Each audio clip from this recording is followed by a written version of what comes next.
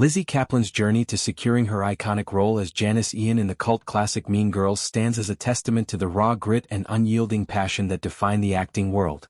At just 43 years old, Caplan has long since established herself as a versatile force in Hollywood, with roles that span from the sharp-witted therapist in Masters of Sex to the enigmatic survivor in Cloverfield. Yet, it was this early breakthrough in Tina Fey's razor-sharp satire of high school hierarchies that catapulted her into the spotlight, and looking back, she reveals a process so arduous it could have broken lesser spirits. In a candid exchange on the podcast Podcrushed with host Penn Badgley, Caplan peeled back the layers of that grueling experience, offering a vivid portrait of ambition clashing against the unpredictable tides of casting decisions. The script for Mean Girls, penned by Fey and directed by Mark Waters, arrived in Caplan's hands like a lightning bolt. She describes it as the funniest script I had ever read, a rare gem that resonated with her on a visceral level. From the moment she devoured those pages, Caplan knew she had to be part of it, not just as a participant, but as a vital cog in its satirical machinery. The film's premise, a clever dissection of teenage cliques and social Darwinism through the eyes of homeschooled newcomer Katie Heron, played by Lindsay Lohan, was revolutionary for its time, blending biting humor with poignant observations on femininity and power dynamics. Caplan's connection wasn't superficial, it was a deep-seated recognition of the character's outsider status, a goth-punk rebel named Janis Ian who serves as Katie's sardonic guide through the treacherous waters of North Shore High School. But the path to embodying Janis was anything but straightforward. The audition process stretched out like an endurance test, marked by callbacks, rejections, and the kind of bureaucratic resistance that plagues even the most talented performers. Caplan recalls it as very, very long, a marathon that tested her resolve at every turn. In the initial rounds, like every aspiring actress vying for a piece of this project, she was funneled into auditions for the film's two central roles, the innocent yet evolving Katie or the imperious Queen Bee Regina George, immortalized by Rachel McAdams. This was standard procedure in the high-stakes world of early 2000s casting, where directors and producers cast a wide net to ensure they found the perfect alchemy of talent and chemistry. Caplan threw herself into these readings with the fervor of someone who had already internalized the script's rhythms, delivering lines that captured the film's blend of wit and vulnerability.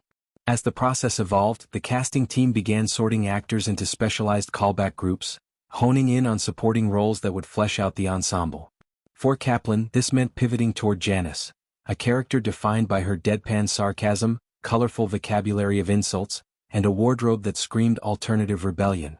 Janis wasn't just a sidekick, she was the film's moral compass, the one who names the cliques, the plastics, the unfriendly black hotties, and exposes the absurdity of it all. Caplan saw herself in that mirror, her own offbeat humor aligning seamlessly with Janis's worldview. Yet even as she advanced, doors kept slamming shut. The studio, in a decision that now seems almost comically misguided, pushed back hard against her candidacy. Whispers from the production team, resurfaced in recent conversations with Caplan, revealed their preference for Kelly Osbourne, the reality TV scion known for her punk rock edge from the Osbournes. Osbourne's public persona, complete with dyed hair, piercings and a brash attitude, seemed to tick the superficial boxes for Janis's aesthetic, but Caplan knew she could deliver the emotional depth that the role demanded. This resistance ignited a fire in Caplan. Rather than retreating, she doubled down, transforming her audition strategy into a full-scale campaign. Enlisting the help of a Canadian hairstylist friend who understood the nuances of dramatic makeover, Caplan embarked on a guerrilla-style reinvention. They hit the streets of Hollywood Boulevard, a neon-lit epicenter of eccentricity where costumes and personas are as common as street performers. Armed with dark wigs that cascaded in rebellious waves, heavy black eyeliner, fishnet stockings, and an assortment of thrift store finds, Caplan didn't just dress the part, she became it. They snapped screen grabs in dimly lit alleys and bustling sidewalks, capturing her in full goth regalia, pale foundation contrasting against blood-red lips, layered chains dangling like talismans of defiance. These weren't polished headshots. They were raw, urgent dispatches from the front lines of her determination, emailed directly to the casting directors as visual proof that she could inhabit Janis's world without missing a beat. The auditions themselves were a pressure cooker of improvisation and scrutiny. Caplan remembers the callbacks as a whirlwind of scene work, where she'd spar verbally with other actresses in mock confrontations that echoed the film's cafeteria showdowns. One particularly vivid memory involves a chemistry read with potential Katie candidates, where lines like, "That's so fetch," and "You can't sit with us" hung in the air like improvised grenades.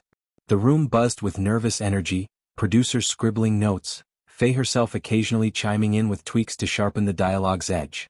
Caplan's edge came from her ability to infuse Janis with a layered vulnerability beneath the snark. She wasn't just mocking the plastics, she was mourning the loss of innocence in a system rigged against authenticity. Yet doubt lingered. Days turned into weeks, and the silence from the production office felt like a deliberate test of her commitment. In quieter moments, Caplan grappled with the psychological toll of the process. Acting, especially at this nascent stage of her career, was a tightrope walk between vulnerability and armor. She had honed her craft in smaller gigs, guest spots on shows like Freaks and Geeks, but Mean Girls represented a quantum leap. The film's buzz was already building. It was Paramount's big bet on youth comedy, backed by Lorne Michaels's producing prowess. Losing out to Osborne or anyone else would sting, but Caplan channeled that fear into fuel. She pored over the script nightly, annotating margins with insights into Janis's psyche. Her alliance with Daniel Franzese, as a queer-coded haven, her orchestration of Regina's downfall as cathartic revenge. These weren't just preparations, they were acts of devotion, ensuring that if given the chance she'd honor the character's complexity. The turning point arrived not with fanfare, but with a simple phone call that Caplan can still pinpoint in her mind's eye. She was in the midst of an ordinary day, perhaps grabbing coffee in Los Angeles's eclectic Silver Lake neighborhood, when her agent delivered the news. "I got the part." The words landed like a victory lap after a marathon, pure elation untainted by caveats. Caplan's voice cracks with the memory on the podcast, underscoring how rare such unadulterated joy is in a career riddled with near misses. "How many times has that really happened to you?" she muses to Badgley, a rhetorical question laced with hard-won wisdom. In that instant,